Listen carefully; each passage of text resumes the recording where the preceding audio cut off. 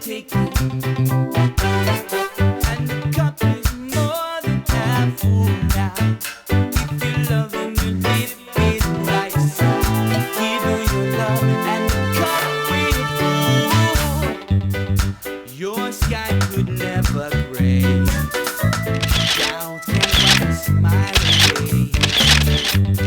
Sun, it shines up above. From out the darkness comes your love. Into the world it brings some light. There is a very famous laboratory on Long Island which was accused of dumping all types of chemicals into the ground. Rosie O'Donnell, who was a dear friend of mine, lived on a street in Queens that was a cul-de-sac.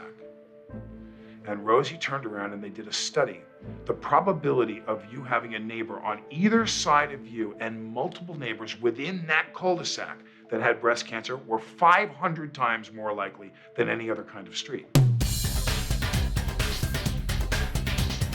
I am a breast cancer survivor, a blood cancer survivor. I'm Dr. Holly Lucille, a naturopathic doctor. I am a mom of a teenager, a basset hound owner, a military wife. My name is Dr. Deanna Atai, and I'm a breast surgeon. I am a cancer survivor who is looking for answers just like you. I'm Deborah Tripathi. I'm a medical oncologist. What works, what doesn't? Welcome to Thrive with Namrata.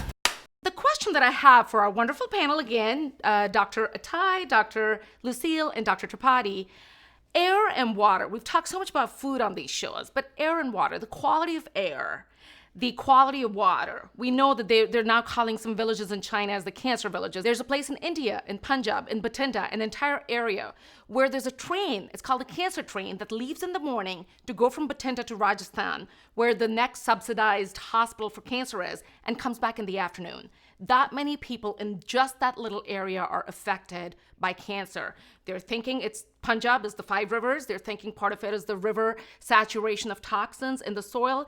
But I want to know from my panel of experts, what's the real deal? Oh, let me tell you something. I think that the air that you breathe and the water that you drink, has such an effect on your overall health. And certainly, if it's not clean, can contribute to chronic diseases, including cancer. Absolutely. Yeah, there's no question what you put in your body matters. The problem is we don't always have that much control over it. We live in a toxic world. That's one of the realities. You can sometimes change where you live, which will change the air you breathe, but a lot of people don't have that opportunity, which is why I think it's important to just do the best you can in the other areas, such as your diet and exercise and other areas of taking care of yourself. Yeah, there are clearly environmental effects from particulates in the air, even cooking oils, which is a big problem in India, in the air. We know that it increases the risk of lung cancer. It also increases non-cancer diseases, respiratory illnesses. So clearly a move towards reducing chemicals both in the water and the air is critical. You can measure man-made chemicals now pretty much in any water source in the middle of the ocean. So I think that's an irreversible trend. But we can certainly cut back on what we're putting into the environment. It's impossible to put a number on how many cancers are due to this. My suspicion is that clearly there are some cancers due to it. It's hard to put a number, but I don't think we need to know a number to say that we need to be minimizing what we do to our air and water. Right. I think also, too, this is an opportunity where I call supplement your lifestyle. Me here living in Los Angeles, knowing that I take a nice hike and it's a pretty color of green, but I look up and there's this green ring of smog. I know that's the air that I'm breathing in, causing potentially oxidative stress to those very cells that I want to keep healthy so things like cancer don't develop. And so making sure that your food is full of antioxidants, you could supplement with plant-based antioxidants, vitamin C, et cetera. I think that's really important.